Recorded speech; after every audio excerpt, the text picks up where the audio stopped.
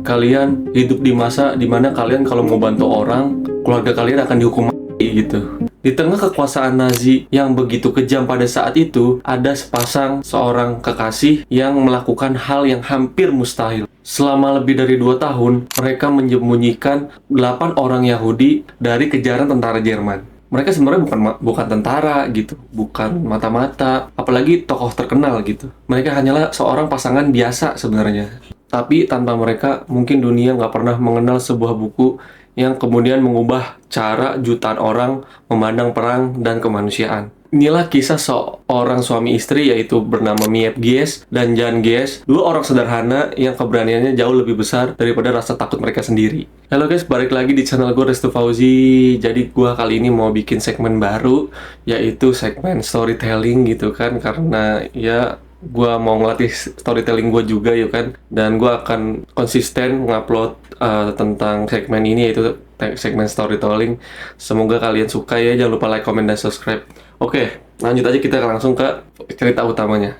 Untuk memahami kenapa tindakan mereka kedua suami istri ini sangat luar biasa, kita harus balik dulu deh di zaman Jerman pada saat itu, di tahun abad awal ke-20 gitu. Miep Gies sebenarnya lahir di Austria pada tahun 909 dengan nama Hermin Santrosic. Gue nggak tahu cara spellnya bener apa enggak ya, bisa komen di bawah. Saat masih kecil, Eropa sedang dilanda kelaparan setelah Perang Dunia Pertama. Kondisi ekonomi begitu buruk. Banyak anak mengalami kekurangan gizi. Akhirnya, Miep dikirim ke Belanda sebagai bagian dari program kemanusiaan agar anak-anak Austria bisa hidup lebih layak. Siapa sangka, perjalanan yang awalnya hanya sementara, itu justru mengubah seluruh hidupnya. Ia sebenarnya tumbuh besar di Amsterdam, belajar bahasa Belanda, punya teman-teman baru, dan akhirnya menganggap Belanda sebagai rumahnya sendiri gitu. Beberapa tahun kemudian, Mia bekerja di sebuah perusahaan rempah-rempah milik seorang pria Yahudi bernama Otto Frank. Otto sebenarnya bukan atasan yang galak gitu. Ia dikenal ramah, peduli kepada para pegawainya. Mia pun sangat menghormatinya. Saat itu,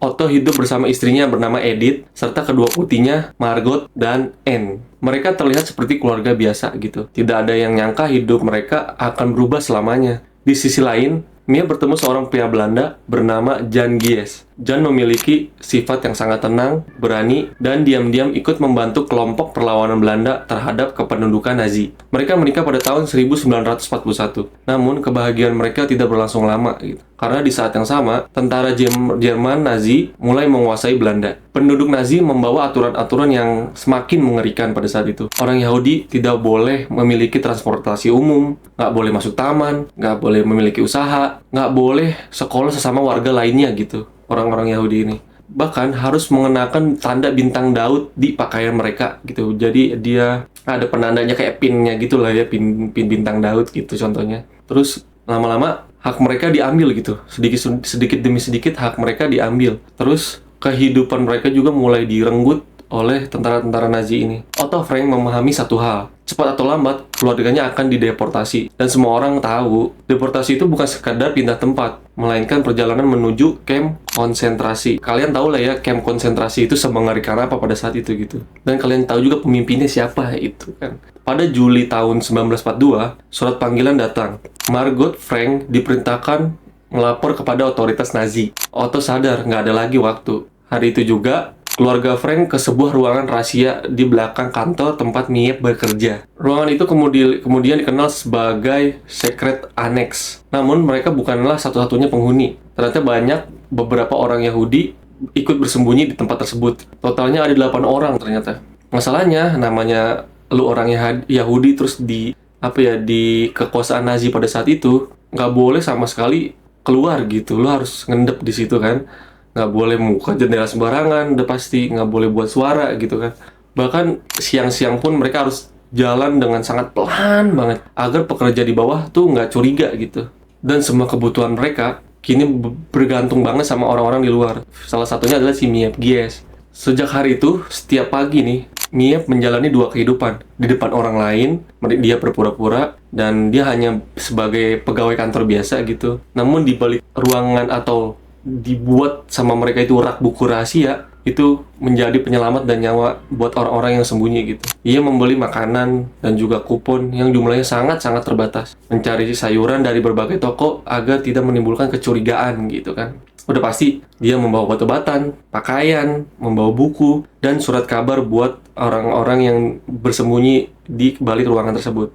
Bahkan hadiah ulang tahun kecil juga dikasih untuk menjaga semangat dan kehangatan mereka gitu. Sementara itu, Jan Gies memanfaatkan koneksinya di kelompok perlawanan untuk mendapatkan kupon makanan tambahan gitu. Jadi mereka ini berdua ini saling bantu lah ya, karena dia tahu nih sebenarnya di belakang di ruang sembunyi itu ada orang Yahudi gitu. Nah, orang Yahudi itu kan termasuknya ada si Otto Frank gitu kan. Dan mereka nih di sisi lain mereka semua ini orang yang udah dalam musuh dia, tapi di sisi lain dia punya rasa kemanusiaan dan ya harus kasih makan gitu, harus selamat gitu. Jadi rasa kemanusiaannya lebih tinggi dibanding rasa iblisnya lah ya. Setelah itu mereka ngelakuin ini selama berminggu-minggu itu diam-diam gitu. Kalau misalnya ketahuan nih, hukumannya pasti sangat berat. Bukan di penjara lagi, udah pasti ditembak kan, tembak mati atau dihukum mati. Meski begitu, mereka tetap melanjutkan semuanya lebih dari 2 tahun, bayangin. Lu bayangin aja nih tekanan apa yang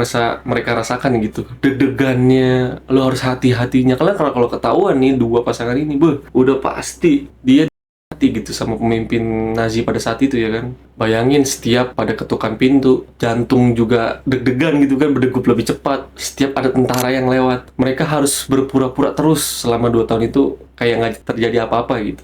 Di dalam aneks sendiri nih, si ruangan ini, kehidupan juga nggak mudah. 8 orang, lu harus hidup di ruangan yang sempit. Pasti sering berantem kan, namanya ruangan sempit 8 orang, kehabisan makanan, ketakutan, anxiety tiap hari gitu. Namun di situasi kayak gitu, Anne Frank tetap menulis. Ia menuangkan seluruh pikirannya dan situasi di ruangan itu di buku hariannya pada saat itu. Nggak ada yang tahu kalau tulisan sederhana itu suatu hari akan dibaca dan disebarkan lah ya di jutaan orang di seluruh dunia. Tanggal 4 Agustus 1944, hari yang paling ditakuti akhirnya tiba. Polisi Jerman nih bersama aparat Belanda mendatangi kantor Otto Frank. Mereka langsung menuju rak buku yang selama ini menyembunyikan pintu rahasia. Sampai hari ini masih jadi perdebatan siapa yang membocorkan tempat persembunyian mereka gitu. Siapa nih cepunya nih ya kan? Akhirnya ketahuan tuh 8 penghuni aneks ini tertangkap kan. Satu persatu dibawa keluar. Miep nih yang sama suaminya dia hanya menyaksikan aja gitu. Dia nggak